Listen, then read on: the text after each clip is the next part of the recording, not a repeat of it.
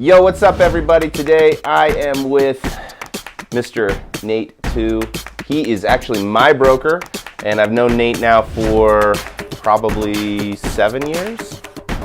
2011. Okay, so like coming up on 9 years. Wow, that's great. That's crazy. So I've been wanting to interview Nate for a long time now. Nate runs the property management company Keyrenter, and he's also coming out with a book soon called The 12 Winning Plays of Successful Landlords. Awesome. Can't wait for that to come out. So we've got a lot of questions for Nate today, and of course you guys know Matt. Good to see you guys again. So Nate, let's jump right into it. Tell us a little bit about, well, first, how'd you get started in real estate, and how did that bring you to where you are now? Yeah, so I've always had a passion for real estate ever since I was even a teenager, because I fell upon Robert Kiyosaki's book, Rich Dad Poor Dad, and then I started looking at other people who were around me that were investing in real estate, or they just had real estate around them. And I knew I wanted to be a part of that. I was also a musician, still am. So I was thinking, okay, I want to go into recording engineering and music production, but I'll do real estate on the side as a way to actually make some money. Because most people who go into music production, they struggle for a long, long time. What ended up happening is I was in banking, hated banking, so I went into sales, and I actually did door-to-door sales for a couple of years and led a couple of offices in Denver and then Philadelphia. Came back, and I actually was introduced to Aaron Marshall, who's my business partner now over 10 years. And he had a successful real estate team, and they focus on selling bank foreclosures.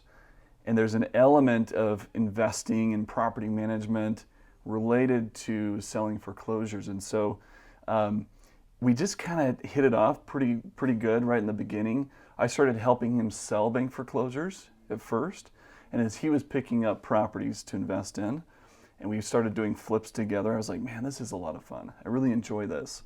This is exactly what I wanted to start doing for work as a career. And it wasn't too long after, this is the end of 2006 that we got introduced, beginning of 2007, in kind of mid-2007, realized that, okay, we need to find a good property management solution for some of these properties that we're picking up, and we just didn't feel comfortable with some of the solutions that were out there. Now, fast forward, a decade or more, there's tons of companies. Back then there wasn't. There was a few here and there. Now it's a big industry here in Salt Lake. And so we just kind of started laying the groundwork of a property management company back then. And we had to take the plunge because one day we got a call from these two investors that own 3 properties. They were actually the owners of Budget Blinds. And they called us from California and said, because some real estate agents around us kind of thought we were doing property management because we were managing these foreclosures where sometimes there were tenants, sometimes there were property owners that had to move out. And so they got referred to us by someone, we still don't know who. And they said, hey, we heard you guys have a property management company. We have these 3 properties. This is like, the market was starting to go down a little bit, and they had these spec homes on Traverse Mountain. And I just looked over at Aaron like, yeah, we do. we can do that for you. And gratefully, they didn't ask for the name of our company. They didn't ask for a website or any of that. So we kind of just fell into it in that way. That's amazing. The name of our company was different than Keyrenter. But Aaron continued to take point on the foreclosure business, and I took point on property management. And over the course of several years, we didn't have many people who were willing to share best practices, how to do it. I just kind of learned, tripping over myself, making mistakes, and slowly but surely grew to have a pretty successful company. And so back in 2010, we were looking at, okay, we want to start going into other markets. We want to have a brand that we can actually take out into other markets and have it be trademarked. The name of our company is Premier Management, and there's a lot of Premier Managements around the country, even locally. And so we started doing a lot of brand concepts and Keyrenter came up as a business that we could actually purchase and acquire. And we did that in October 2011. And that's how Allan and I got introduced, because he was working for Keyrenter back then. Yep. So he's actually been with Keyrenter longer than I have. It's true. But we acquired the brand. We did some slight rebranding. We changed some of the structures in the operations and those sort of things. And so over the course of time since then, we knew that we wanted to expand. We wanted to franchise. So we started the groundworks of franchising, getting an attorney in place, getting all the paperwork, the training, operations manuals. And so 2013 to 2015 or 2014 was really that period of time of, okay, let's get all of our ducks in a row and let's start franchising. So Aaron and I started franchising. We sold the first franchise in like December of 14, and we had our first training for 4 new offices in January of 2015. And those were, 2 in Denver, 1 in San Antonio, and 1 in Chicago. And one of those offices is our most successful franchise today. Wow. Doing extremely well. And so today, fast forward more, we have about 44 offices around the country, and we're bringing on 3 or 4 more here in the next couple of months, and we'll continue to grow. And our goal is to have 200 to 300 offices here in the United States, as well as more offices in Canada. We're starting a master franchise in Canada. We'll move into other English-speaking countries and gradually into South America and Europe. And that's our goal over the next, 5 to 10 years or so. Goal. But does that answer your question? Yeah, That's a little bit of my that's awesome. background. No, that's fantastic. For me, I'm an ops guy. Like, I love process. I love team culture. So those are my major focuses with our Salt Lake office and across the franchise. I'm in charge as COO of the franchise. I'm in charge of operations, but also I take more of a lead in training all of our new offices and seeing that they're using the tools that we have. We're developing really good tools for them. We have online learning centers, we have mentorship programs, we have masterminds for all the offices to be able to grow with each other. And that's what I take point on, is just helping them implement the tools to be successful landlords, investors, as well as business owners. It's really important to me. So this may sound like a super basic question, but for somebody who's just getting into becoming a landlord, what would you say is the major difference between hiring a property management company to manage your properties as opposed to you doing it yourself? Yeah, it's a great question. In fact, about 3 years ago, I spoke at a SLRIA, so Salt Lake Real Estate Investors Association meeting. I spoke with Jeffrey Taylor. Do you know Jeffrey Taylor? I don't. He's the Mr. Landlord. Okay. He's back east, but he owns personally like 4,000 or 5,000 units. And he's written all kinds of books. And I spoke with him, and the topic that I spoke on was selecting a management strategy, right? And this is something that I talk about in my book, is that it doesn't matter who it is, but you have to have a really great property manager in order for your property to be successful. Now, the property manager could be someone that you outsource to, like Keyrenter, or it could be yourself. So if you own a property, you have to first understand if you have the time to do it yourself, that you have the marketing skills to advertise your property, that you have the understanding of the local laws and regulations, that you know how to operate a business, and that you have the people skills, because this is such a people business that in order to increase your ROI and your investment, you got to reduce vacancy. So you have to make sure that your tenants love you, they love living in the home, that you have a good relationship with them. And a lot of people just aren't cut out for having that sort of relationship. Right. If you're going to manage it yourself, you also have to make sure that you are distancing yourself emotionally from the property. You have to make sure that you have the mindset that this is a business.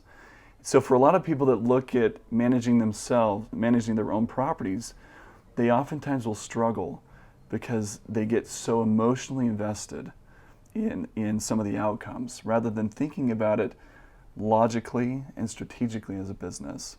And so if people have a difficult time, again, with time management, being able to actually be available for their residents and to conduct inspections and to show properties, and they don't have the people skills or they don't have the ability to disconnect emotionally, it's probably a really good idea to outsource some of that and have a property manager that actually becomes the landlord rather than you having to take that burden upon yourself.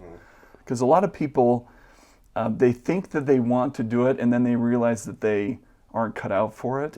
And unfortunately, they made the mistake of buying the property without those margins. So that's one of the keys of successful investing is always buying the property with that management fee in place, because you don't know. We've had clients who have gotten ill and they said, hey, I can't physically manage my own property, so I'm coming to you guys. And luckily they had that budgeted in to their cash flow so they could support outsourcing that service. Does that make sense? Yeah, absolutely. No, it makes total sense. One thing I wanted to ask too is there's quite a big learning curve. I mean, especially if you're buying your first property, then there's so much to know about managing that as a rental. I mean, you've got the 3-day notice to vacate. You've got, if you need to evict a tenant. There's just a lot of things that come up that may require, 5 years of experience just to handle. So maybe what are some of those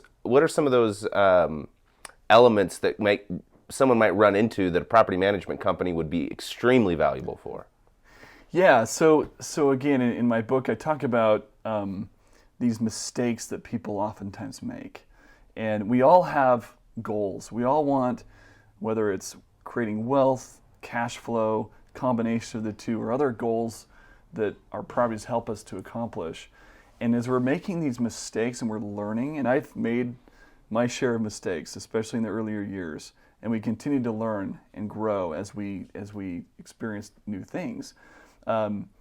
Oftentimes the single biggest mistake I see people make is they have the wrong expectations of who tenants are, of what it's going to be like to own and run and manage their own property. One of the things, and there's a number of things here, and I'll just kind of outline a few. The expectations, I want to go into that a little bit because it's pretty important. But then advertising, showing, leasing, having the right lease agreement that's not just a boilerplate copy from Google, but really, really understanding that it has integrated in with it the provisions that are very specific to Utah law or whatever market you're in, so that it can be enforced in the event of an eviction. And then also the inspections process, like inspecting the property. People do not respect what you don't inspect. Ooh, and so I like that. If you don't have the time, I've talked to landlords who said, yeah, I saw my property when the tenant moved in 5 years ago, and I just haven't been able to get back. And it's like, okay, well, it's similar to anything in life, right? With my children, for example. As parents, if we're not monitoring our children's homework or everything that they're doing in life, they're going to let it slip. And just like that in rental property, we've got to be holding our residents accountable, but in a very professional and kind and supportive sort of way. And that's where the people skills come into play, right? And having the right processes to do so. And then in addition to those sort of things, maintenance is a big deal. Having a solid budget and reserve to invest back into the property and having a vendor resource and pool of contractors that you can rely on to do the job right. And if your tenant has the furnace go out at, midnight, 2 a.m, and it's 12 degrees outside, you've got to have the ability to respond to those needs. And whether that's yourself, putting that pressure on yourself, or outsourcing that, it's got to be done one way or the other. Okay? But going back to expectations, okay? Many investors, investors and landlords, but I'll use the term landlords more because it's the person managing the property. They oftentimes think that tenants are just like them. And a lot of homeowners take a lot of pride in their property. And when they're owner occupying the property, they make it look really nice, right? And they have the landscaping looking just beautiful. They have decorative, flower gardens sometimes. And they have this standard of condition. And that standard, let's call that at this 100% bar that they have set, okay? And I like to use this kind of the rule of the 80-20. Yeah. And I had the conversation with a landlord not too long ago where she asked me the question, Nate, are all tenants, do they all care for a property like I would? Is it difficult to expect, or is it unreasonable for me to expect that they care for the property exactly how I would? And the answer is yes. The answer is yes. Yeah, and I told her that 20% of the tenants out there will actually care for it kind of like a homeowner would, okay, to that level. Yeah. And we even have to hold them accountable and kind of encourage them to do that. But that 20% will be the ones that when you schedule an inspection, they're going to hire a cleaning company. They're going to do all that they can to make it look really nice so that when you come, you're impressed and you want to renew the lease. The 80% of residents out there are just trying to survive. They're just trying to make the bills work and have their money go to the end of the month. They're stressed about life. And I would say that's 80% of the people out there too. Oh, yeah, I would agree with that. Right? Yeah. Or more. Who knows? Yeah. Especially during, this, what we've been going through. So they're just trying to figure that out. And so we have to have this understanding that not everybody's going to care to the level that we would necessarily in the home that we live in. And unfortunately, a lot of landlords and investors, their first rental is usually one that they lived in. Yep. It's a house they lived in, they converted to a rental, and they have this unreasonable expectation that it should be kept in the same condition. It's just not going to happen. So we have this threshold. I call it this 20% threshold, that if the property condition is getting down to that, below 20%, okay, now we need to pick things back up. Now we need to really start working with the tenant to get it within that threshold. But if we're driving by and we see that the petunias that we planted when we were living there are no longer there, unfortunately a lot of landlords freak out. And they get really, angry over these little things. And if they're going to have that mindset and that expectation, they're going to hate owning a rental property. Yeah. They're going to hate it. Yeah.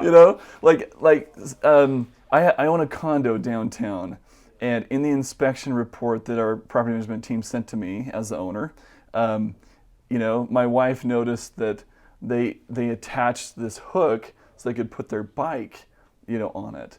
And she was pretty concerned about this. And I was looking at them like, oh, that's cool. That's great, or they changed this, or maybe they did something that is different than what we would have done. Mm-hmm. If it's not causing damage or it's within that threshold, let's understand that everybody's different. Sure. And anyway, that's one of the winning plays that I talk about. That's great. This mindset, having a people mindset, and being reasonable in our expectations. Really understanding that is critical.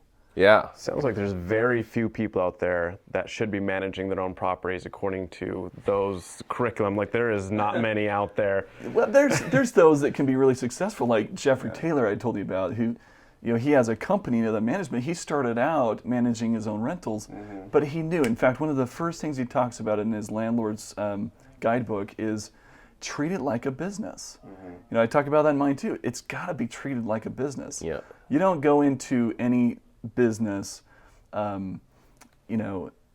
looking at the numbers, right? If you don't know your numbers, you don't know your business. And very similarly in rental properties, you got to know the numbers first, and then make decisions off of those numbers, and less off of the subjectives that business or the rental property carries with it. Yeah. No, I think it's something to keep in mind too while you're rehabbing. If your end goal is so important, right? So if you're rehabbing it to live in, like we've done before, or if you're rehabbing it to rent it out, or if you're rehabbing it to sell it, like you're going to put in different finishes depending on what your end goal is doubt, going to yeah. be, right? Yeah, that's great advice. So I know you're a broker as well. Tell us a little bit about what it's like to manage real estate agents, and maybe what the difference is between being a broker and being an agent. And would you recommend an agent to make the jump to be a broker, or tell us a little bit about your experience? Yeah, so with our brokerage here with Keyrenter Salt Lake, it makes a lot of sense for me to be the broker. When we actually started out with Premier Management, I was not the broker because I was actually a newer sales agent. And so we had to hire in a broker. And one, there's a cost there, but also you don't have as much control over everything, right?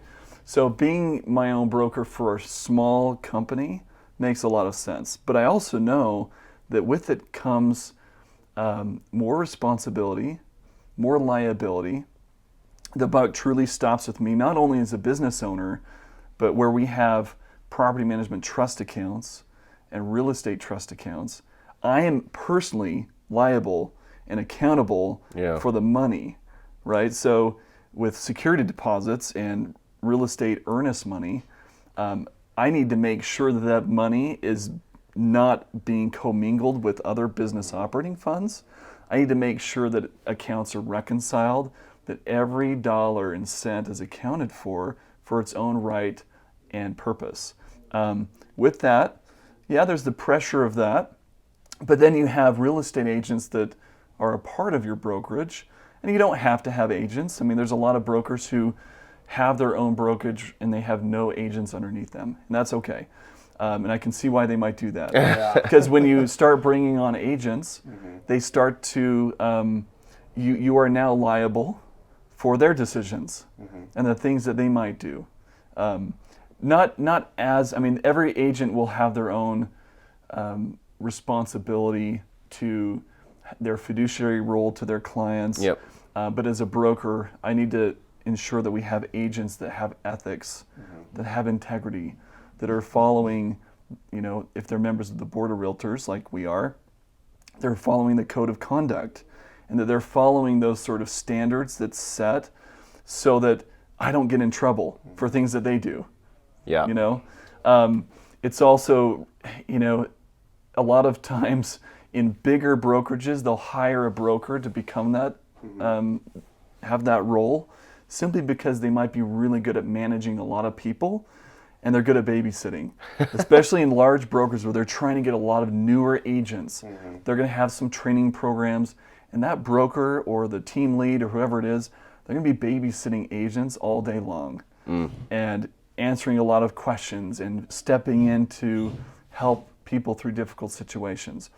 Now, I enjoy conflict resolution, and I enjoy working with people, and I enjoy answering questions. I think you're a rare breed with that. You enjoy conflict resolution. I do. Well, I enjoy the outcomes because I see conflict as an opportunity to gain a friend.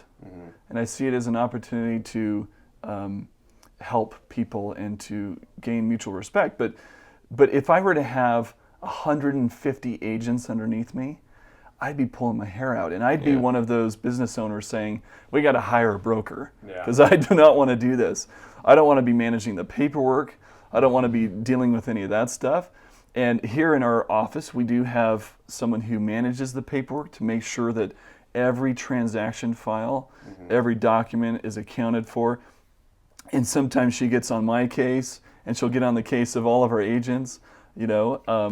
And we have five, I want to say 5 agents underneath me now, but only 2 of them, including me, or 3 of them, including me, do real estate transactions.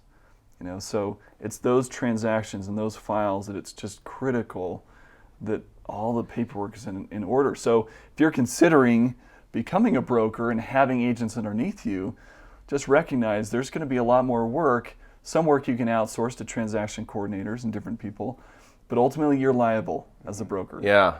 So it sounds like it's depending on your end goal, whether you want to have the independence, be by yourself, you just broker with nobody else, or it just kind of depends on what your goals are, whether you want to become a broker or not. Yeah, I mean, a lot of brokers want to have big brokerages, right? and that's totally fine. Or I should say it's probably more the business owners, whoever owns that brokerage. And so oftentimes they'll hire out. Like one of my friends who owns multiple brokerages here, he hires it out because he's doing land development and he's doing other things that are consuming his time. He doesn't have time to manage and babysit 300 agents, and deal with some of the drama that creates. Yeah. Kind of piggybacking off that idea, one of the things that I really like that you've done within the last, say, 5 years or so is this whole idea of scaling down and having quality over quantity. I know a lot of people getting into it, they think, oh, the more the better, right? Just, I want more flips, I want more rentals, I want more, because for them, the more growth they have, they see that as being more successful. Yeah. But I think what you've noticed, and a lot of people, once they've been in it for a little while, more doesn't necessarily mean better. Yeah, so to touch on that, it was probably about 4 years ago. We were, just speaking strictly property management, we were managing, close to 600 properties across the Wasatch Front. And we were going into South Utah County and all the way up into Weber County, North Weber, and all in between. We realized that for property management to really be successful, it's difficult to have a service area that's that large unless you have satellite offices. And when we were franchising, we realized that a lot of my time and our focus needed to be with our franchisees as well. So we decided to sell off a lot of our portfolio. And from there, just touching on your kind of the idea of growth, I believe that every business has to be growing. Like if you're not growing, you're dying.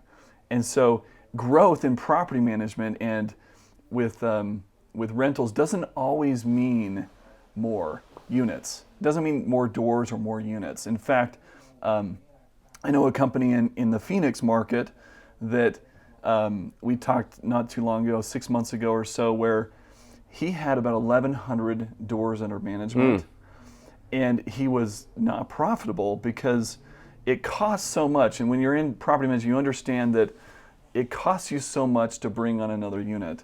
And there's this kind of misconception in property management, I want to say, that you get a tremendous amount of economies of scale with adding on a lot more units because you think you can add, you can have more people or less people managing more, you can use your resources and consolidation.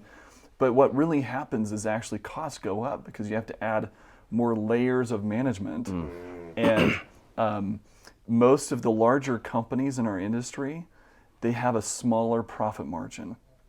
Granted, when you grow a huge company, that profit margin can mean a lot of dollars, right? Yeah. But what he ended up doing was he saw that it was costing him more to bring on a door, to bring on a property, because they were just not bringing on the types of properties that were, they were discounting their services, for example, in order to bring on a lot more properties. And they're just,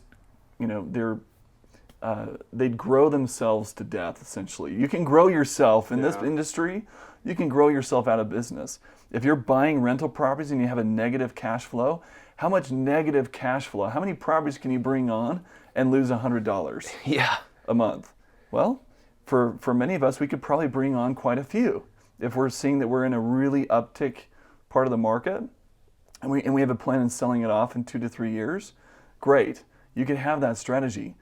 But if you're not in that position and you can't afford to bring on many more, it's going to be really hard for you. So what he ended up doing is he sold off a lot of his properties. And he makes more money today managing 225 doors. Oh, wow. He makes more profit. He has a happier staff, a happier life than when he had 1,100. That's scaling quite down. Scaling down, but he focused on revenue per door, which is a really important metric, and focused on cost cutting, keeping the business simple, and just having this profit powerhouse, right? Yeah. And we've done a similar thing. So we're focusing on not just number of doors, but how much revenue can we bring in from these doors, and what sort of properties will rent quickly so we have less vacancy, and how can we make the experience for our owners and for our residents more elevated and a better experience, so that ultimately it's a more fulfilling business for everybody. I like that. I like the idea of giving people more time because you're not dealing with so much, and being able to actually really give them what they really should be getting.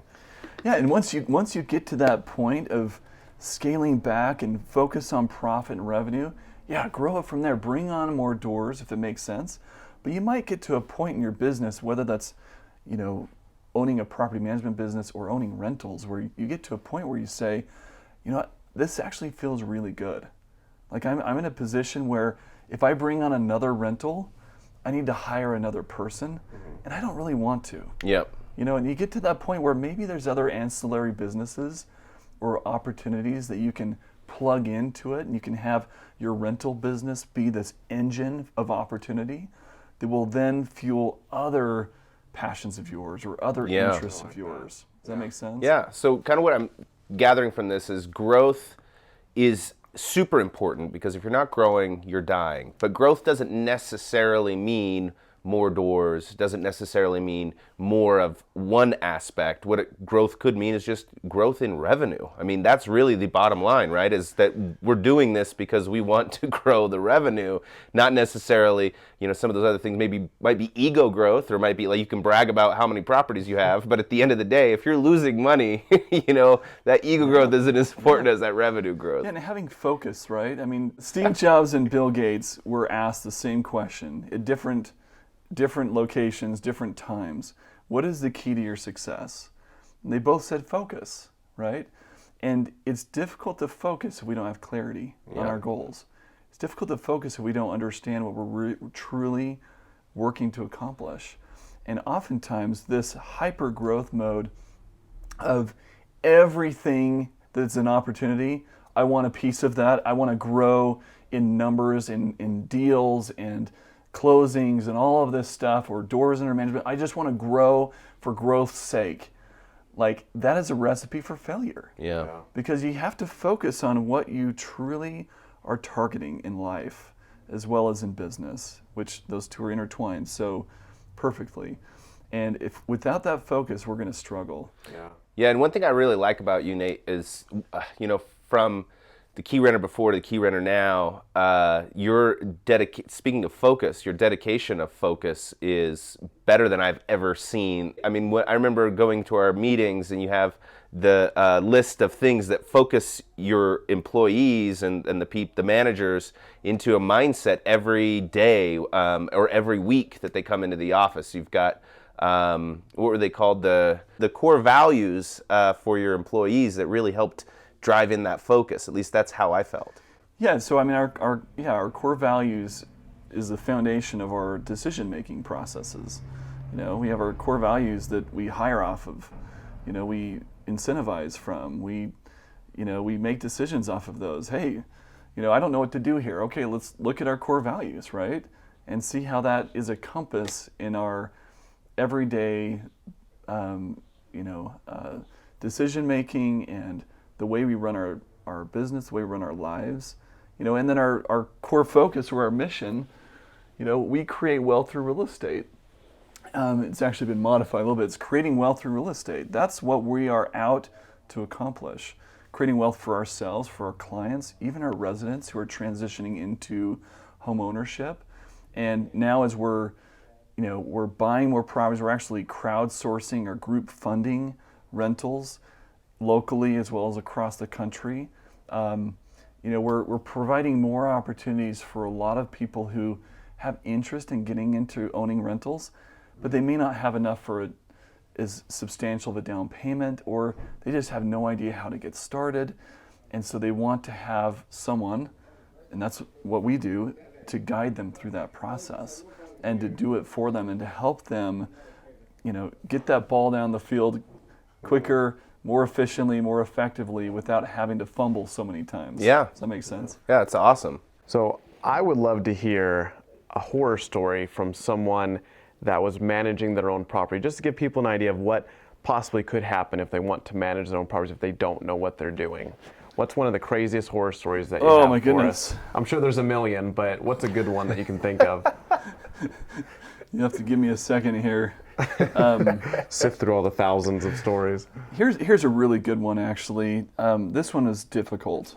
Sometimes when we think of these horror stories, we might think of someone, selling meth out of their house or drug labs or those sort of things. This is actually really more of a technical challenge, and these owners, they rented to a real estate attorney from California that moved here to, this is actually in West Jordan, the property.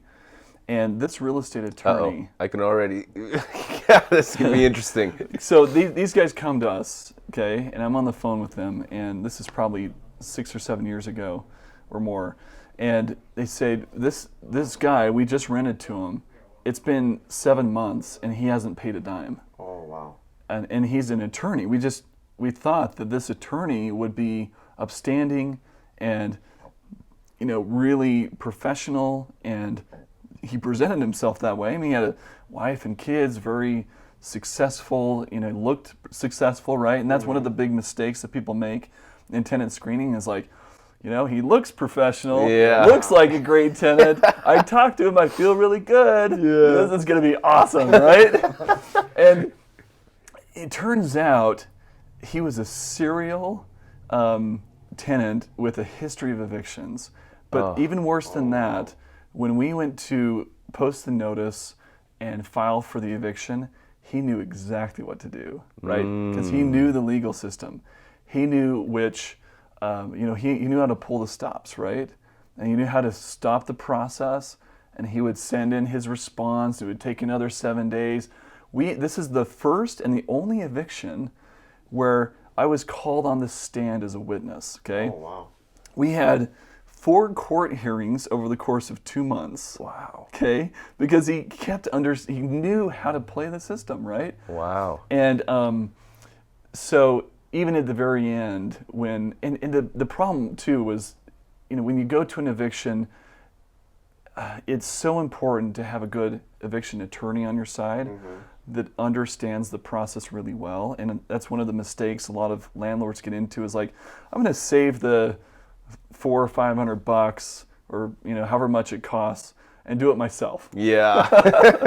It's okay, well, you just cost yourself probably maybe a month or 2 or 3 in rent, in addition to maybe not following the right process and getting countersued or something. Yeah.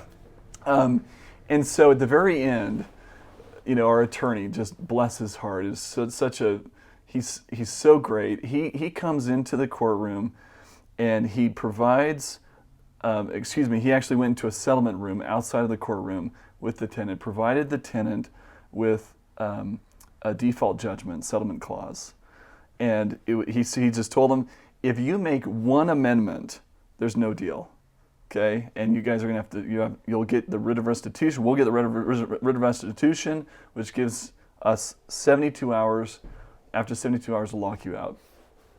Anyway, he comes back 45 minutes later, just scribble all over it, word, changes, man. And our attorney throws it on the ground in the courtroom. It's so good. It's classic, it's so great. I wanted to cheer. But here are these owners, okay, going back to the self-managing landlords. These owners were they were such great people. They just had so much trust in this man and his family. They gave him their keys. They didn't do their due diligence. They thought that they did because this great-looking guy and is a professional. He had an established firm apparently, and they were just victimized, right? Yeah. And this happens every day of the week, all day long. There's scams. There's people who are trying to make you feel like you can trust them. Yeah. And unfortunately, the numbers talk, right? So when we're doing some thorough background and thorough screening, checking debt-to-income ratios, checking, previous history, and all those sort of things that we do, the truth cannot be hidden behind the numbers and behind the objective reports and backgrounds that we pull. So that's one story. Okay, That's great. That it was a really difficult situation. Yeah, there's stories about tenants trashing houses and all those sort of things, but those are all easy to kind of overcome, right? Yeah. Especially when you're getting into rentals, one of the big things that we recommend owners do is that they have a reserve that's separate from their personal funds. You won't believe how many owners of rental property don't have any separate rental reserves. So in fact, this is another story. This isn't self-managing, but just an experience that we had of a client who called us up and said, I had to replace the furnace. Thank you guys for doing that and for getting it fixed. But this is really frustrating because now we have to cancel our trip to Disneyland. It's like, you guys, let's be more financially prepared for this rental. Let's have some cash flow. Let's ensure that we've got a reserve account with, we recommend 3 months of rental payments. So if your rent's, $2,000 a month, you have $6,000 in a reserve for the unexpected. And that's one of the keys too, is to expect the unexpected. Expect that there's going to be a challenge, because when that issue happens, it's not going to be a big surprise. And you're going to be prepared for it. You'll have that peace of mind just knowing, you know what, my tenant could stop paying tomorrow. They could be furloughed because of COVID-19. They could have an issue, and that's okay because it's a part of the game. We do the best we can, but at the end of it, we understand that things are going to happen. And so we are prepared for that. And again, my book goes into more depth on how to prepare for that, what to expect, how to have the mindset that you need to be successful at owning rentals, and especially if you're going to go down the path of self-managing. That's a whole other ballgame of making sure that you're successful with that. So. Do you guys have a success story about someone who came in maybe with one rental and that went so well that they're like, okay, we're going to get another one, and that blossomed into something else?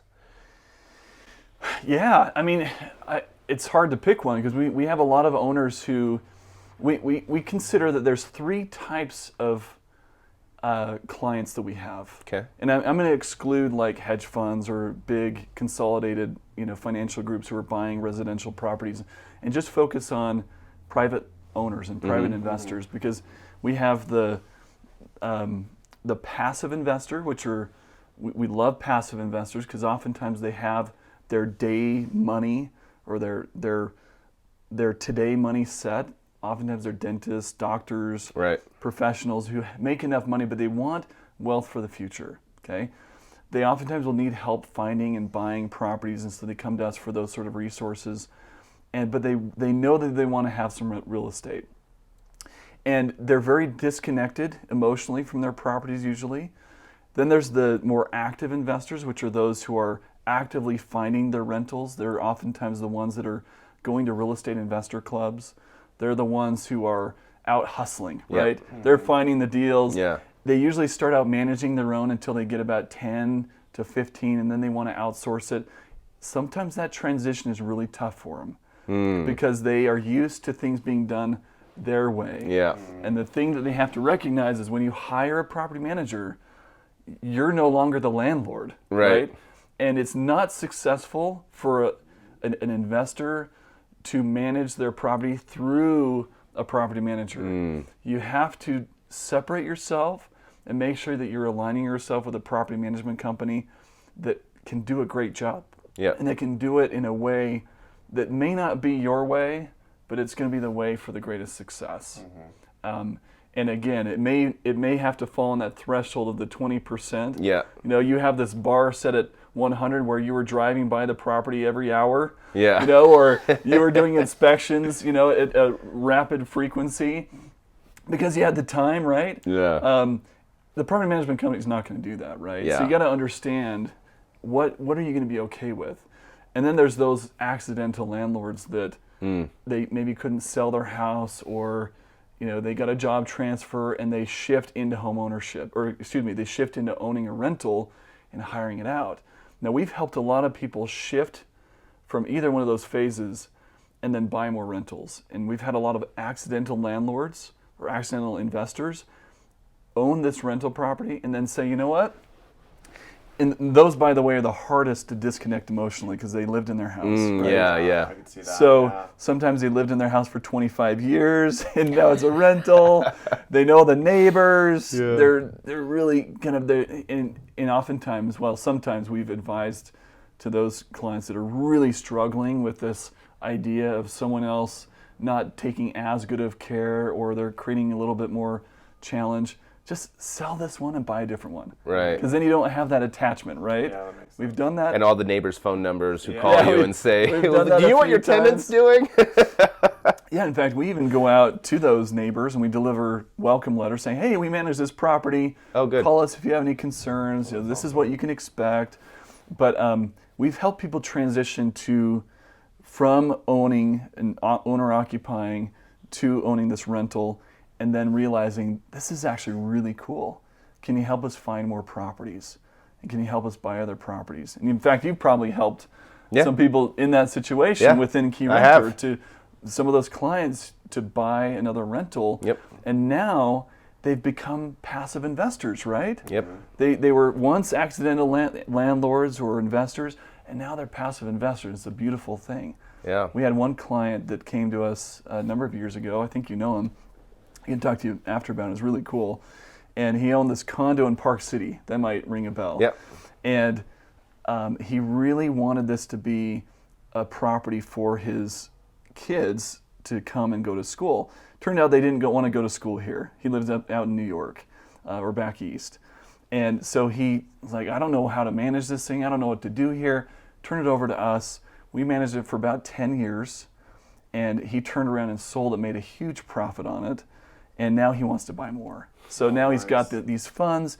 He was thinking about 1031 exchanging, but he didn't quite quick claim it into an entity soon enough. And so now he's just going to use some funds and buy other rentals. And so really cool Yeah. stories to see some of those people get excited over investing. Yeah, in fact, because of, one of the reasons I asked that question too is because what client that I worked with, she started off with a house that I think used to be their old house, and they rented it out, and they liked this rental idea, so we bought another one, another townhouse for her. We helped her buy a townhouse. She rented that out and made some great income. So then she bought a house for her mom to rent out. And then my biggest deal up to that point ever as a real estate agent, they decided, you know what, this is going so well, we're going to buy a multifamily. And so they ended up buying $1 million multifamily complex right here on State Street. 8-plex, right? Yeah, 8 an units? 8-plex. Yeah, 8 units. And then they ended up, right now I've got land listed for them because they loved this area so much. They sold their business where they were before, bought a new land for a new business up in here in Saratoga Springs, and they bought another house in Saratoga Springs. So the whole thing just kind of snowballed into what they've got today, which was an awesome. And that's one of the things that we try to shape out with people and really flesh out is just what are your goals, right? In my book, I talk about, I use this analogy of football, right? And this end zone or this touchdown. What is the touchdown for you?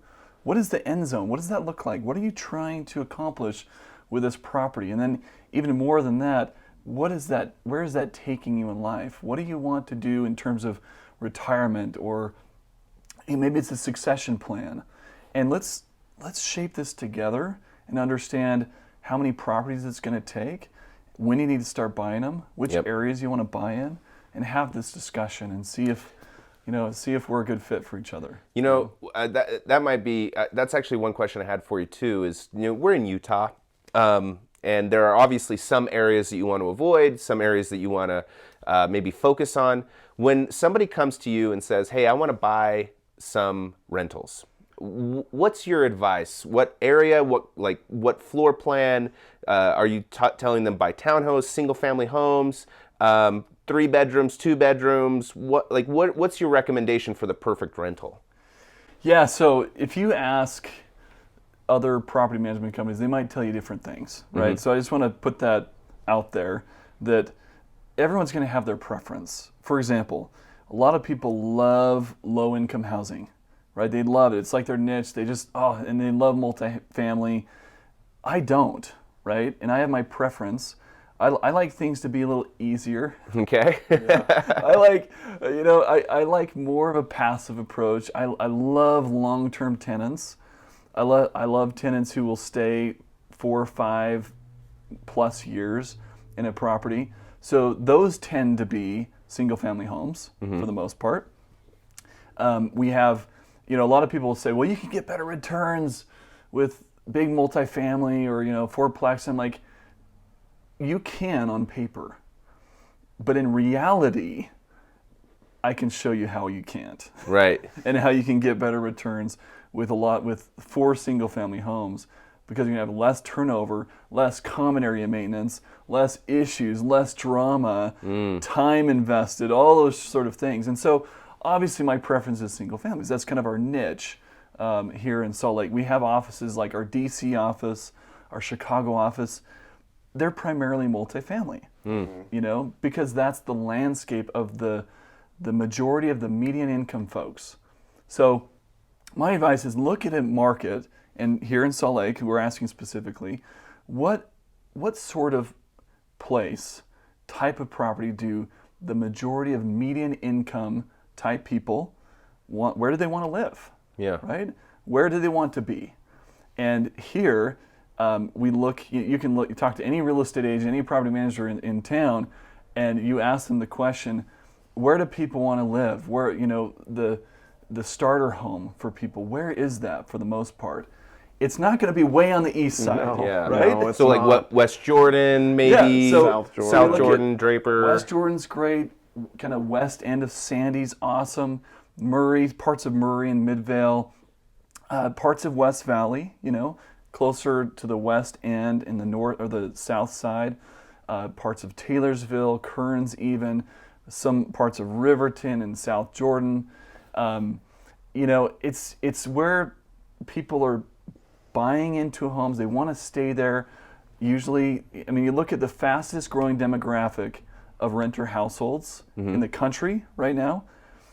It's actually the 50 plus, 55 plus. Wow. That's the fastest growing demographic of renter households.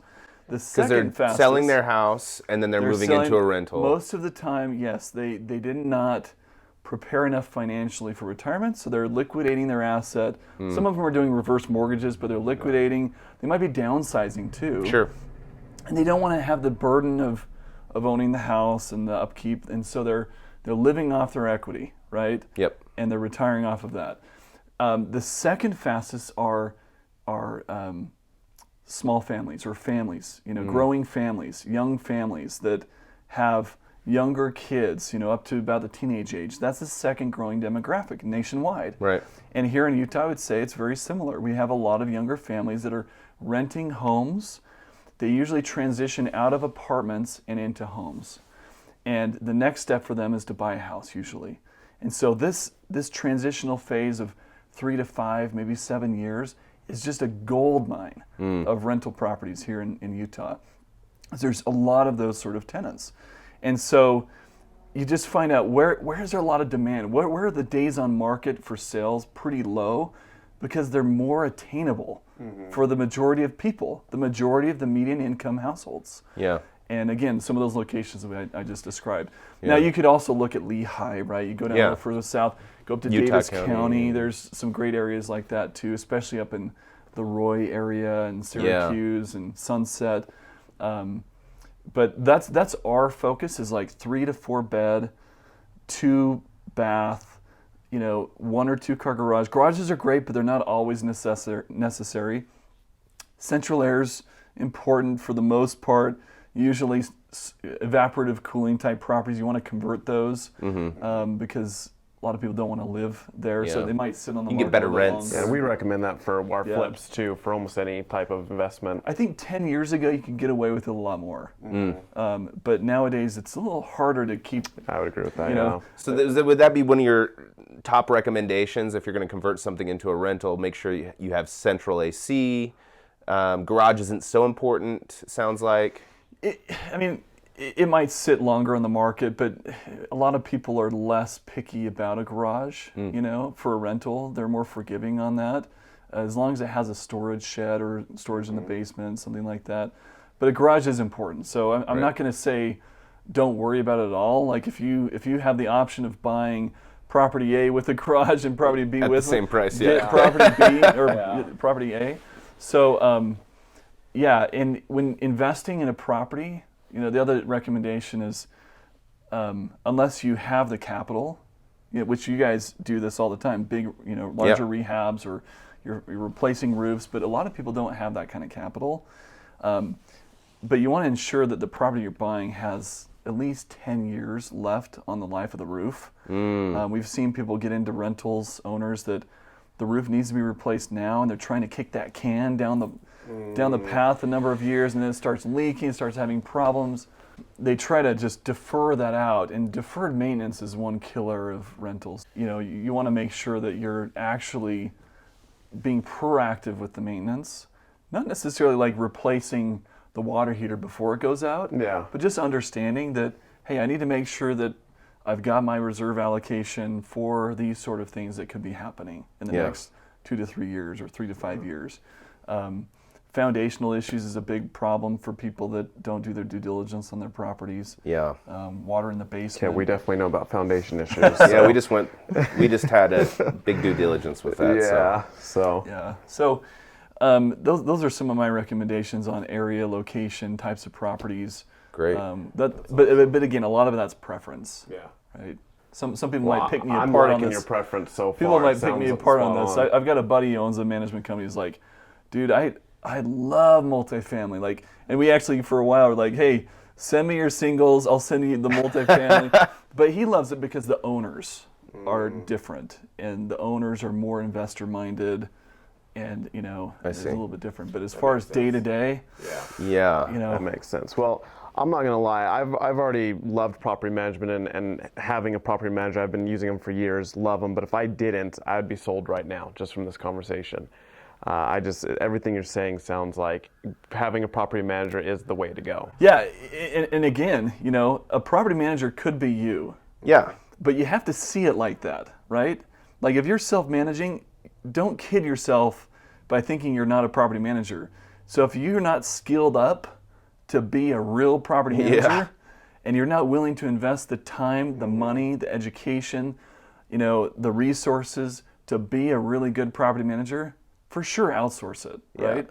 Because regardless, kind of like I started, your tenant and your property deserves a great property manager. And again, that could be you or it could be outsourced. Again, of course, to your point, most people, the majority of people out there, do not have the time or the patience or the money to figure it out on their own by making all sorts of costly mistakes. So of course, I would recommend from the beginning, just budget that in and plan on hiring it out, because it's going to save yourself a lot of grief. Yeah, that's great. It's been great talking to you today. Is there anything that you want to maybe leave people with before we end this? Some sort of advice or something that maybe they can go home with that you'd want them to know?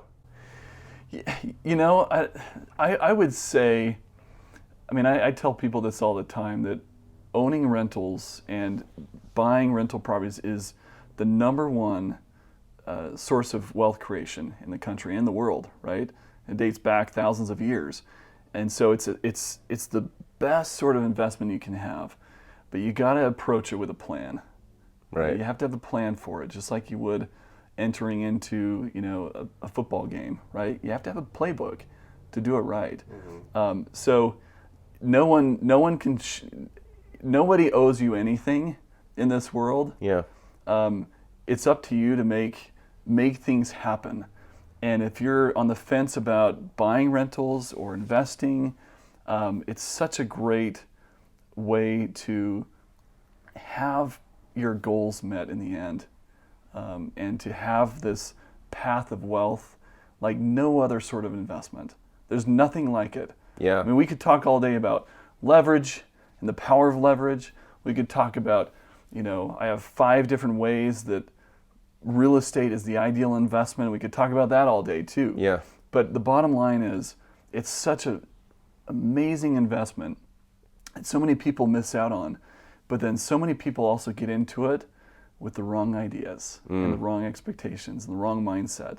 And so it's important to approach it properly. So, yeah, that's great. There you go. It sounds like, too, what's great is it's really one phone call, right? I mean, you guys seem like you're a one-stop shop. I mean, they call you, I want to buy a rental property. Then you just put them onto maybe an agent, right? Then the agent gets them qualified with a loan officer.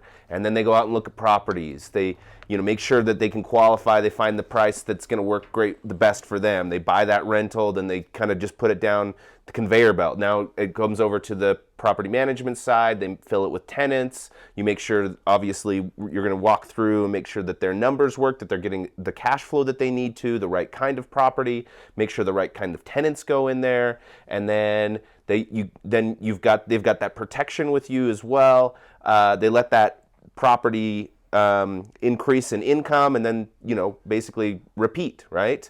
And then they can do the next one and the next one and the next one. So you basically have the resources to walk them through that entire process. Yeah, for sure. And because I'd imagine a lot of real estate agents will watch this too. Yep. And we partner with agents all the time. And so we don't necessarily want to replace the role of other real estate agents. And so if you have clients or you want to start working with us and helping our clients find additional properties, we'll give some parameters and things that we need to have met. And in addition to, yes, to answer your question, full stop or full service shop here, but we also will do more than that. So we're partnering with clients on properties because we've had clients approach us in the past, say, hey, I want to buy more real estate, but I don't want to go it alone. I don't want to own the whole thing. So we started group funding, and so we'll get 5 to 10 owners on it, including us, so that they know that we have a vested interest in the success of the property, and it allows us to put less capital in, and I could own, say I got $100,000, okay, well I could own 5 properties or 4 or 5 properties, diversified across multiple, not just in Utah, but also multiple markets, and have that money working for me, generating 15 to 20% return, annualized return. Pretty good. And we have, as we're looking at different properties, we're looking at a lot of different metrics to see that's going to be successful, not so that we can sell you something, but so we can personally invest in it as well and have it be successful. Yeah. I like that's cool. And you've had 44 offices throughout the country right now, so you've got your fingers in a lot of different markets. Yeah, and so we're looking at the different markets that, they fluctuate, right? As time changes, different markets will start to trend, and we're looking at those trends. We're seeing some really great markets. Utah, however, my personal favorite, because there's no other state like it. Yeah. Like we have, in fact, I have a video on our website talking about the 10 ways Utah is just a phenomenal market to invest in. The prices might be high today, but you know what? They're going to be high tomorrow. We might have a dip, in the next couple of years, but you look 10 years down the path, which if we're looking at a 5 to 10 year projection, Utah just has such an awesome industry, job growth, business expansion. This is such a great place. People want to live here, and we're confined in the Salt Lake Valley geographically by mountains on both sides, lakes on the other side, and so demand continues to increase and values continue to go up. So it's a great place to invest. That's awesome. I like that. Well, thanks so guys. much. It's fun. Yeah. I learned a ton. Yeah, and how can people get in touch with you? I'm sure you've got Facebook and Instagram, or what's the best way? Website? So our Salt Lake website is KeyrenterSaltLake.com. You can go to Keyrenter.com and get access to our offices across the country. Reach out to any of our franchise owners; they're great people. You can hit me up on Facebook and all that good, all the social media stuff. Yeah, social media. Happy to chat and cool. Talk further. So, Nate, it's been awesome. Thanks again, and we'll be doing this again with you soon, hopefully. Cool. Thanks, guys. Yeah.